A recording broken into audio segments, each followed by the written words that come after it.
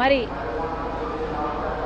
ఇలా నా ఇంట్లోనే నా ముందరే ఫోన్ ట్యాపింగ్ చేసిన ఆడియోలు నాకే వినిపిస్తే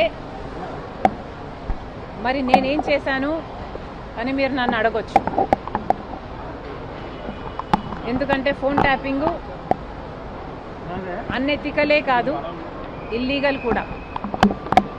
మరి అంత పెద్ద విషయాన్ని మా ఇంట్లో నా ముందరే బయట పెడితే నేనేం చేశాను అని మీరు నన్ను ప్రశ్నించవచ్చు.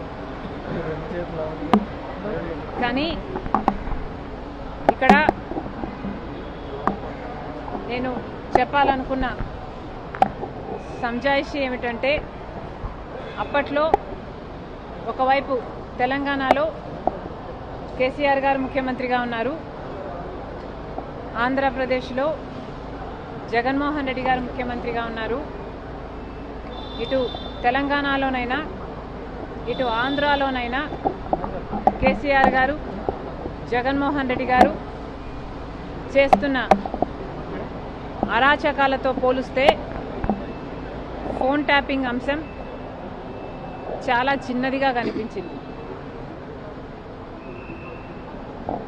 ఒకవైపు జగన్మోహన్ రెడ్డి గారికి నేను తోడబుట్టిన చెల్లెలిని, ఆ విషయం కూడా మర్చిపోయి రాజశేఖర రెడ్డి గారి బిడ్డనని మర్చిపోయి జగన్మోహన్ రెడ్డి గారు నేను రాజకీయంగా ఆర్థికంగా ఎదగకూడదు అన్న ఉద్దేశంలో నన్ను ఎలాగైనా సరే నా భవిష్యత్తును పాతిపెట్టాలి అన్న ఉద్దేశంతో ఎన్నో చేశారు. అందులో భాగం ఫోన్ ట్యాపింగ్లు అయితేనేమి, నా మీద నిఘా పెట్టడం అయితేనేమి, నేను మాట్లాడుతున్న వాళ్ళని ట్రాక్ చేయడం అయితేనేమి,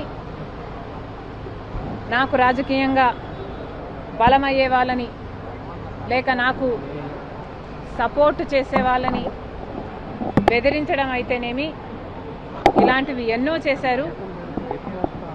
అందులో భాగంగానే ఈ ఫోన్ ట్యాపింగ్ కూడా చేశారు. జగన్మోహన్ రెడ్డి గారు నా మీద చేసిన అత్యాచారాలలో ఫోన్ ట్యాపింగ్ అనేది చాలా చిన్నది. అసలు నేను ఊపిరి తీసుకోవడమే కష్టం చేశారు జగన్మోహన్ రెడ్డి గారు.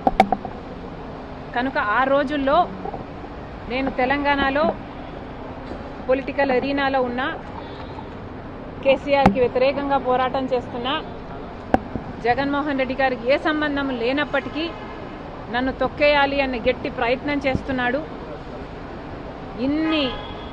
ఇంతమంది ఇన్ని ఫోర్సెస్తో పోరాటం చేయడం వాస్తవానికి నాకు చాలా కష్టంగా ఉన్నింది.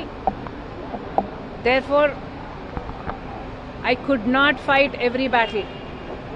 I had to choose which battle to fight, and our time lo I could not afford to fight this phone tapping issue. నేను ఏ పోరాటాలు చేయాలి అన్నది నా సర్వైవల్ కోసం నేను పోరాటాలు చేస్తున్నా. కాబట్టి ఆ పర్టికులర్ టైంలో ఫోన్ ట్యాపింగ్ ఇష్యూ మీద నేను పోరాటం చేయలేకపోయినా, in spite of knowing that it's illegal, unethical and against my constitutional rights. కానీ ఇప్పుడు నేను చెప్తున్నాను, ఫోన్ ట్యాపింగ్ జరిగిన మాట వాస్తవం, ముమ్మాటికి నిజం. ఈ కాన్వర్సేషను సుబ్బారెడ్డి గారు వైసీపీ నాకు సొంతంగా వినిపించింది. ఇది నిజం. కాబట్టి ఇప్పటికైనా నేను అప్పుడు చేయలేని పోరాటం, ఇప్పుడు ప్రభుత్వాలు మారాయి, ఇక్కడ రేవంత్ అన్నగారు ఉన్నారు, అక్కడ చంద్రబాబు గారు ఉన్నారు, కనీసం ఇప్పుడైనా ఈ ఇష్యూను చాలా సీరియస్గా తీసుకోవాలి. ఎక్కడ ఏ ఎంక్వైరీకి రమ్మన్నా నేను కూడా రావడానికి సిద్ధంగా ఉన్నాను. తప్పు జరిగింది, ఆ తప్పుకు శిక్ష కూడా పడాల్సిన అవసరం ఉంది. అంటే ఎంక్వైరీనైనా మీరు ఏమన్నా ఫిర్యాదు చేసే అవకాశం ఉందా? నేను ఫిర్యాదు చేయాలి అనుకుంటే జగన్మోహన్ రెడ్డి గారు నాకు ఎంఓయూ రాసిచ్చిన రోజే ఇది అమలు చేయటం లేదు అని ఫిర్యాదు చేసేదాన్ని. నిజానికి సొంత తల్లిని కోర్టుకి ఈడ్చింది జగన్మోహన్ రెడ్డి గారు. నాకు పర్సనల్ గ్రడ్జెస్ లేవు అని నిరూపించుకోవడానికి మేబీ నేను పర్సనల్ ఫిర్యాదు చేయకపోవచ్చు, కానీ నేను చెప్పాలనుకుంటున్నది ఇది సోషల్ ఇష్యూ.